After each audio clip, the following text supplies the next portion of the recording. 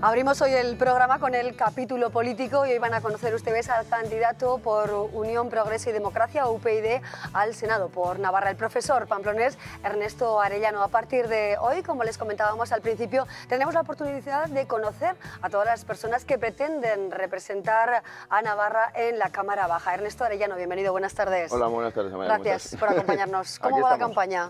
Bueno, la campaña ahí está, ¿no? Nosotros con los medios reducidos que tenemos en este momento hacemos lo que podemos, somos gente que se dedica a lo que sea. Yo soy profesor, el otro es camisero, el otro es ingeniero y tal, entonces nuestros ratos libres, ¿no?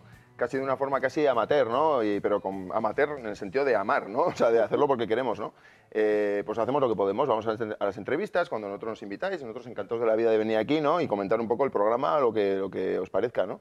Y realmente somos políticos aficionados en el sentido que no somos profesionales, pero con mucha afición, ¿no? Y nos encanta la política, nos encanta hablar de política y participar en los debates o lo que sea y un poco transmitir el mensaje de UPyD, ¿no? Que es lo que nos gusta, ¿no? Ernesto, ¿tuviste la oportunidad de ver el debate televisivo? Pues no lo vi. No sé si me perdí algo muy importante, sé que Sánchez salió vapuleado, ¿no? Eso es lo que he oído, pero no lo pude ver. Estaba de vacaciones, estaba en el extranjero, justamente vine ayer y no lo pude ver, De todas maneras, y hablando un poco de los debates o de la campaña, ¿no? Tengo que decir, por supuesto, desde mi punto de vista, desde UPyD, ¿no? Que UPyD a nivel nacional, ¿no? Se está incumpliendo la normativa electoral, hablo de la ley. No quiero decir que nos traten ni mejor ni peor que nadie, ¿no?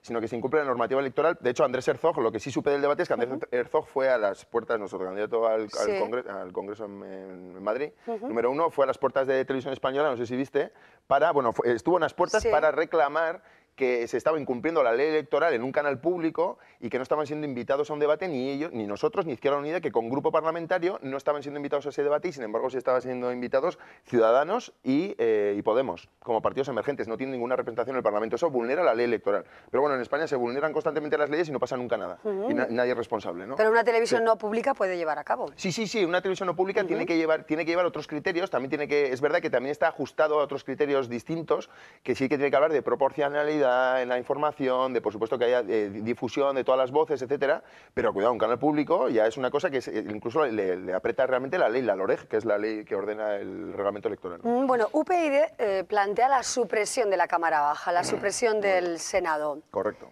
Entonces, no sé si somos el único ¿cómo partido, hay un candidato al Senado? Bueno, mira, Amaya, porque nosotros somos un partido institucional. Entonces nosotros, por supuesto, mientras la institución del Senado exista, nosotros nos presentamos al Senado. Y por supuesto que yo me presente al Senado aquí, quiere decir que queremos que haya un candidato y nosotros respetamos el ordenamiento tal y como hay. O sea, es decir, ahora mismo hay un Senado y nosotros presentamos una candidatura al Senado. A nivel nacional, por ejemplo, nuestro cabeza al Senado es Sabater, ¿no? Ahora bien, nosotros es verdad que nosotros pensamos que el Senado no ha cumplido su función, que el Senado es un fraude, tal como funciona hoy en día, que no sirve absolutamente para nada, ¿no? Y que realmente debería suprimirse porque cuesta 55 millones de euros al ciudadano. Yo el otro día pero no por el costo, ¿no? El otro día le pregunté a un compañero de trabajo, le digo, Juan Antonio, no sé si me está viendo, le saludo a Juan Antonio, ¿no? Le decía, Juan Antonio, ¿para qué sirve el Senado? Y entonces se volvió y me dijo con mucha gracia, me dijo, creo que los cubatas valen la mitad.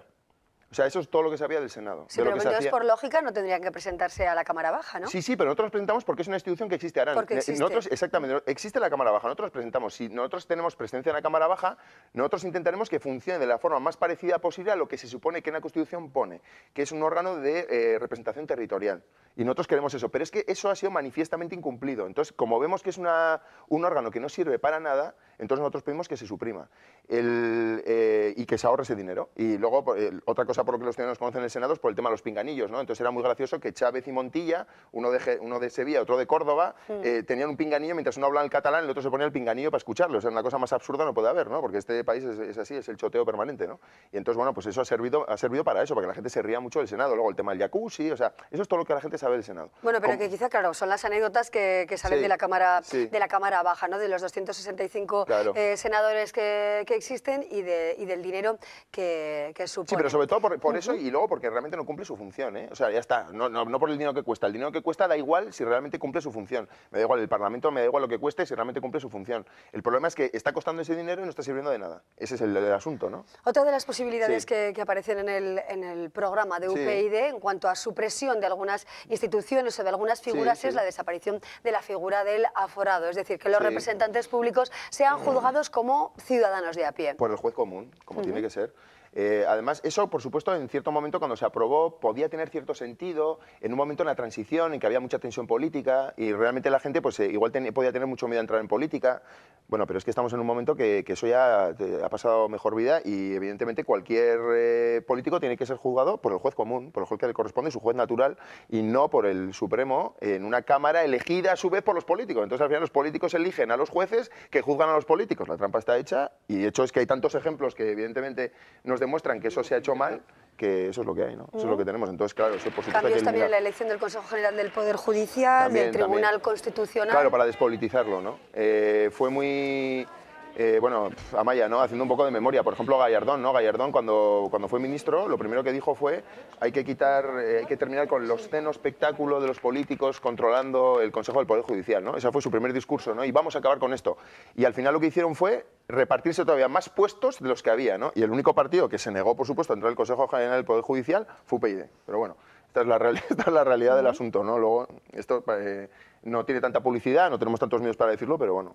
Bueno, las encuestas nos dan representación en la Cámara, ¿no? En principio no estaríais presentes en el Congreso y en el Senado. Y hay un tema que desde luego puede o llama la atención dentro de vuestra formación, UPyD, que es la defensa o no del convenio económico, del régimen propio de la comunidad foral. ¿Cómo explicamos a los navarros que planteáis un cambio en este sentido? Bueno, a ver, yo por ejemplo, yo soy profesora, Maya, ¿no? Como sabes. Entonces yo, por ejemplo, a la gente que me está viendo, por supuesto hay que decir que consideramos en UPyD que es un privilegio, ¿no? Nosotros, por supuesto, estaremos encantados de que alguien nos demuestre con números y datos de que no lo es y que nos lo demuestre, ¿no? Ahora, hay estudios independientes de gente como la Fundación Jiménez Abad que ha hecho un estudio muy sesudo y al final, y me perdonen los televidentes, ¿no? Uno de los ponentes decía, mira, esto de los foros para que todo el mundo me entienda, es una coña marinera, ¿no? O sea, pues, al final ya lo decía así gráficamente después de dar una ensalada de datos en que hablaba que claramente era un beneficio para nosotros, ¿no? Entonces, ¿cómo decirlo? Decirlo, bueno, a ver, si los padres que me estén viendo, gente honrada, gente trabajadora, gente que cumple con sus deberes, que paga impuestos, ¿le enseñaría a sus hijos que es bueno colarse? Le diría, hijo mío, es bueno colarte porque tú tienes un privilegio porque eres mi hijo, ¿entiendes? Entonces tú te cuelas y entonces tú tienes derecho a pasar delante de los demás, ¿no? ¿Por qué, papá? Porque sí, porque te lo digo yo porque tienes un privilegio. Entonces, eso que sería inaceptable en la vida normal, ¿no? O que mucha gente no lo aceptaría y lo vería como una cosa ofensiva, ¿no? Sin embargo, sí pasa con los fueros, porque en los fueros ya se mezcla con el convenio económico, perdón, que no son todos los fueros, sino solamente es la parte del dinero, ¿no?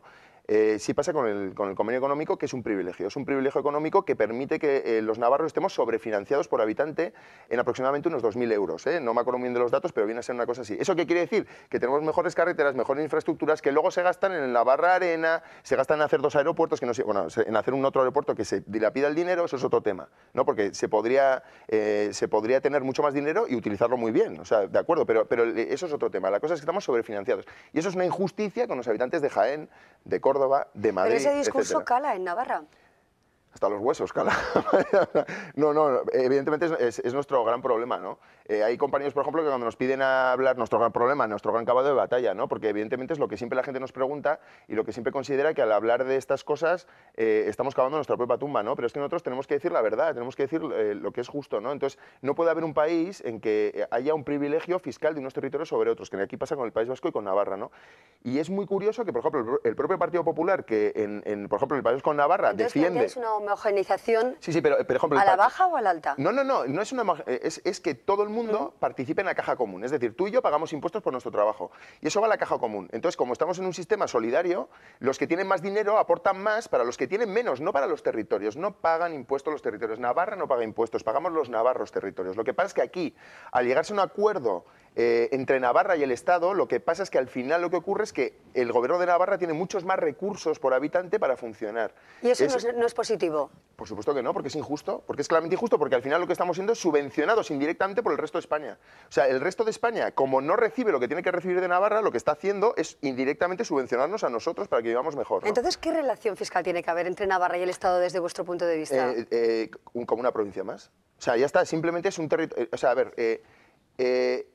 puede recoger los impuestos, pero los impuestos tienen que estar en una hacienda común en Madrid, que es donde tienen que estar. Y entonces ahí luego, esa hacienda común luego reparte esos impuestos y los va poniendo allá donde corresponde, ¿no? Pero es que te vuelvo a repetir que somos los ciudadanos los que pagamos los impuestos, que no son los territorios. Esto se equivoca mucho, ¿no? Los territorios no tienen ningún derecho. Navarra no tiene derechos. Los navarros tenemos derechos. Entonces, en Navarra no pasa nada. O sea, Navarra no es una entelequia, evidentemente es una provincia y está con su historia y tal, ¿no? Pero me refiero que estamos aquí ciudadanos navarros, que somos los que pagamos impuestos, y yo quiero pagar los mismos impuestos y no colarme, igual que uno de Madrid, igual que uno de Jaén, los que me corresponden y que luego sean gestionados igualitariamente por el Estado, ¿no? Para no tener ninguna ventaja. Y planteáis también la supresión de diputaciones, Bueno, por supuesto. Agrupar algunos ayuntamientos municipios. de más de 20.000 habitantes. Si nos fijamos en Navarra, ¿qué tipo de configuración de reforma, ¿no? y estrechamiento de la administración se plantea? Sí. Bueno, es lo mismo, ¿no? Lo que tú dices. O sea, yo lo que te puedo ampliar un poco son los datos, ¿no? Hay que pensar, por ejemplo, los que nos están oyendo, ¿no? Que es tremendo, ¿no? Pero en el gasto, por ejemplo, de duplicidades, de diputaciones, de ayuntamientos,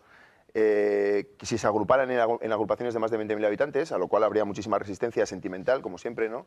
El ahorro para el Estado, por ejemplo, con las diputaciones y tal, sería 22.000 millones de euros al año, 22.000 millones de euros al año, que es una barbaridad de dinero. O sea, que lo dices en euros y ya parece como que no es mucho, porque son 22.000 millones. O sea, con eso es un chorreo de dinero impresionante que se puede hacer muchas cosas, ¿no? Un estudio de los municipios navarros, municipios y concejos, y de qué manera podría quedar el mapa local. No, eso habría que estudiarlo con detalle. O sea, nuestro marco general es ese. Es decir, los ayuntamientos pequeños de menos de 20.000 habitantes se tendrían que fusionar en otros más grandes, ¿no? O, por ejemplo, que los ayuntamientos de los alrededores de Pamplona se entraran en el ayuntamiento de Pamplona, ¿no?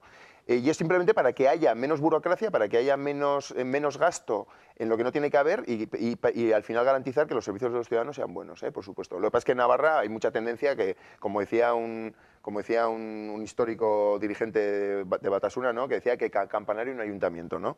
Nosotros no, nosotros pensamos que habrá que juntarlos, ¿no? Y gestionarlos de la mejor manera posible para que se pierda la menor cantidad de dinero posible, claro, en el camino, ¿no? Bueno, infraestructuras que están ahora mismo sobre la mesa, ¿no? Podríamos decir, como son el tren de alta velocidad, el canal de Navarra, incluso lo que pagan los regantes por el canal de Navarra en la ribera de nuestra comunidad. ¿Qué postura tiene UPyD, por ejemplo, en cuanto al tren de alta velocidad? Bueno, ¿Hay que impulsarlo? ¿Hay que mantener en calma este proyecto? Bueno, el tren de alta velocidad, como tantas cosas desgraciadamente en este país, se ha convertido en una plataforma de propaganda política, ¿no? Entonces, el tren de alta velocidad al final está subvencionado por todos los españoles y no todo el mundo puede coger el tren de alta velocidad, porque es caro. Entonces hay mucha gente que paga con sus impuestos el tren de alta velocidad y nunca jamás se va a montar en un AVE porque simplemente no tiene dinero para montarse, ¿no? Porque el billete es caro. Y luego pasa otra cosa, que en todos los países racionales, que no es desgraciadamente el caso de España, ¿no? Que somos un país muy irracional, a los alemanes les gusta mucho que seamos así, pero luego ellos quieren vivir en Alemania, ¿no? Venir de vacaciones aquí y divertirse está muy bien, pero el AVE, por ejemplo, el problema es que en un país racional las paradas de AVE son muy pocas. O sea, es decir, por ejemplo, si uno va a Francia, se monta en Hendaya, tiene unas pequeñas paradas ahí, que es porque es un sitio muy turístico, luego para en Burdeos y en París tiene 2. O sea, ya está. O sea, es decir, las paradas de AVE son muy pocas porque además el tren de alta velocidad, para que coja velocidad, le hace falta bastantes kilómetros. Pero aquí, cada cacique de su pueblo quiere que el tren de alta velocidad, por supuesto, pare en su pueblo, hacer, por supuesto, el estreno con bombo y platillo. Bueno, pero eso no sería factible, ¿no? Sí. Ni se está planteando de esa manera. ¿Qué pasa? Que lo que ocurre es que el tren de alta velocidad, es verdad que hay obras que ya están comprometidas, hay cosas que ya se van a hacer. O sea, ¿sería más conveniente que no tuviéramos tren de alta velocidad en Navarra? No, el tren de alta velocidad, por supuesto, sí, que si tiene que pasar por aquí, que pase. O sea, es decir, y además ya hay obras que ya están comprometidas y las obras ya han empezado a hacerse, ¿no? Ahora, que nos parece de todas maneras un disparate y un dislate cómo se ha montado el AVE en España, ¿no?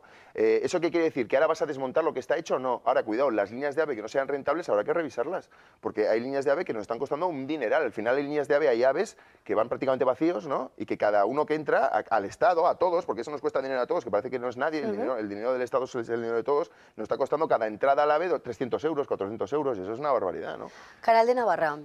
Segunda fase del Canal de Navarra, también un proyecto de momento en stand-by, podríamos decir, a la espera de una decisión final con la población de la Ribera o gran parte de la población ribera de Navarra pendiente del desarrollo de esta infraestructura. ¿Vuestra apuesta sería por el Canal de Navarra para un desarrollo superior de buena parte de Navarra? Sí, o sea, si el Canal de Navarra beneficia a la agricultura navarra y a los agricultores navarros, nosotros no tenemos ningún problema, apoyamos la infraestructura y nunca hemos estado en contra, o sea, no nos parece parece una cosa que ha sido muy útil y que ha tenido muchos beneficios, ¿no? Con eso no tenemos ningún problema, por ejemplo, ¿no? Nos parece bien. Apoyáis el asunto. Sí, Bueno, sí, sí. sanidad y educación. También vuestro planteamiento discrepa bastante de los planteamientos de otras formaciones políticas. Devolver las competencias al Estado. Por ejemplo, devolver las competencias al Estado en sanidad y educación tienen el mismo principio que hemos tenido nosotros siempre, que es la igualdad, ¿no? Por ejemplo, ¿por qué queremos que la educación vuelva al Estado? No para centralizar la educación ni para dar clases de formación nacional, no se trata de eso, ¿no? Sino simplemente para garantizar una cosa muy sencilla, que es que la educación sea de la misma calidad para todo el mundo en todas partes. Y evidentemente eso es algo que ahora no existe para nada. Y por supuesto arrancar también la educación de manos de ciertos caciques y apóstoles locales, ¿no? Que han convertido la educación en una escuela de adoctrinamiento para luego conseguir sus fines, ¿no? Y Cataluña es el caso más claro. Aquí también tenemos lo nuestro en ciertos centros educativos, en algunos centros educativos, en algunas icastolas y en algunos centros educativos de euskera también ha pasado eso, desgraciadamente, y eso está a la luz de todo el mundo que lo quiera ver, pero en Cataluña se ha llegado a un extremo brutal, ¿no? Entonces, el que al final la educación se convierta en adoctrinamiento, pues nos parece una cosa absolutamente deleznable, y nosotros lo denunciamos y nosotros queremos que eso no sea así, porque nosotros queremos formar ciudadanos y no súbditos de ningún ¿Considera que hay reyezuelo de adoctrinamiento, por taifas, ejemplo, ¿no? en estos centros citados, en las icastolas en Navarra? Sí, y en algunas icastolas en Navarra, por supuesto que se ha dado un adoctrinamiento político a los alumnos, bueno, y nosotros no tenemos ningún problema en decirlo, ¿no? Y entonces lo que pasa es que, bueno, que como es lo políticamente correcto es no decirlo, pues nadie lo dice, nosotros lo decimos, yo no tengo ningún problema en decirlo, ¿no? Y que en algunos libros de texto se miente sistemáticamente a los alumnos y les crea un ideario de una gran Euskal Herria que jamás ha existido, y se les miente hablándoles de una unidad política, tal vez política, entre los territorios que nunca jamás ha existido, que nunca jamás ha sido, ¿no? Y bueno, ya está. Entonces, eso a los niños evidentemente les cala muy hondo, ¿no? Porque lo sentimental es mucho más fácil que cale en la gente que lo racional. Bueno, ahora desde luego en materia educativa, y además usted es profesor, en el debate político está la defensa o no del PAI, la moratoria o no del PAI, y bueno, muchos colegios que se muestran críticos, ¿no? Con esta medida que está planteando el consejero de Educación, José Luis Mendoza, y el gobierno de Navarra. ¿Qué planteamiento tiene UPyD en este sentido? ¿Qué reflexión evidentemente tiene? La reflexión lo que puede hacer el señor Mendoza, y yo creo que es, bueno, el señor Mendoza lo que hace es evidentemente defender los intereses de su agrupación, ¿no? De partidos, y claro, ellos siempre van a tender a establecer en la mayor medida que puedan un enaltecimiento del euskera, y si eso tiene que ser en contra del inglés, pues les da absolutamente lo mismo, ¿no? Nosotros somos, por supuesto, favorables al PAI, pero somos favorables al PAI simplemente por las oportunidades que dan los alumnos, ¿no? O sea, los alumnos en un mundo global, pues evidentemente cuanto más aprendan inglés, muchísimo mejor, y cuanto antes empiece mejor. Y yo, por ejemplo, tenemos compañeros en el partido, gente que tiene niños pequeños, y decía, mira, chico, yo en el colegio lo que más me gusta es el PAI, ¿no? Que los chavales desde muy pequeños empiezan a coger el inglés, ¿no? Pero porque eso es lo que les da herramientas para, en un mundo ultra competitivo que nos viene encima, los chicos tengan realmente posibilidades de pelear y de competir en igualdad de condiciones. Mientras que otros lo que quieren es que sean unos neosiervos de la gleba, que hablen euskera y que sean felices en los verdes valles, ¿no? En otros eso realmente a nosotros nos da absolutamente lo mismo, esos sean sus deseos, pero utilizar dinero público para eso nos parece patético, ¿no? Entonces nosotros lo que queremos es que los chavales sean educados para poder tener oportunidades y libertad en la vida. Eso es lo que realmente nos interesa, ¿no? Educación para la ciudadanía, recuperar esa asignatura en vez de religión. Recientemente escuchaba a Fernando Savater, efectivamente planteando esa educación cívica, ¿no? En lugar de la religión. Sí, o sea que la religión nosotros la respetamos totalmente, por supuesto, ¿no? Pero en materia educativa creemos que la religión tiene que pasar a la esfera privada, y que en ningún centro se tiene que dar clases de religión, ¿no? Que eso forma parte de una decisión familiar que está muy bien. Eso no quiere decir que los centros religiosos concertados dejen de existir, ni mucho menos, ¿no? Y que transmitan esos valores, por supuesto, que emanan de la religión, pero la religión como asignatura no, y que sea sustituida por una asignatura como educación para la ciudadanía, ¿no? Que por supuesto muchos la odian porque a la vez la ven como una especie de adoctrinamiento del alumno. Nosotros no queremos adoctrinar a los alumnos, nosotros lo que queremos es que aprendan a ser buenos ciudadanos, ¿no?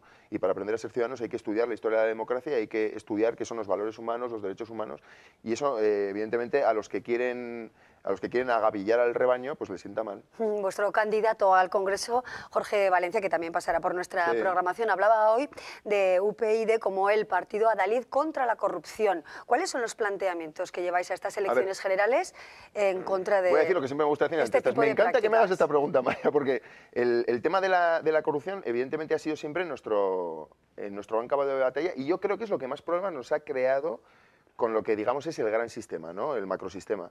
¿Por qué? Porque de esto lo que hay que hablar es no decimos lo que vamos a hacer, decimos lo que hemos hecho. A ver, UPyD ha puesto en el juzgado ante el juez a gente como Rodrigo Rato, a gente como Miguel Blesa, gente que han tenido absolutamente el poder, no solamente político, sino económico, y que han formado parte de esta gran construcción del capitalismo de amiguetes y tal, ¿no? Y entonces eso, evidentemente, nos lo quieren hacer pagar caro. Y como hay conexiones entre política, economía y medios de comunicación, pues luego los medios de comunicación tienden a eclipsarnos, ¿no? Y hacernos pagar el terrible delito de haber señalado y haber tenido el arrojo y la valentía, tema este en el que ha llevado Andrés Herzog, sobre todo el tema de abogados, ¿no? O sea, yo sí le admiro mucho a Andrés, sobre todo es por eso, ¿no? Entre otras cosas, porque él ha sido el que ha llevado todo el tema de la denuncia de Bankia, por ejemplo, ¿no? Y entonces, porque hemos sido lo que nos hemos atrevido a señalar que el rey está desnudo y efectivamente luego eso, el rey, el emperador, te lo quiere hacer pagar, ¿no? Y a nosotros nos lo quiere hacer pagar tratando de apartarnos y de anularlos, ¿no? Y bueno, ya veremos si lo consiguen, ¿no?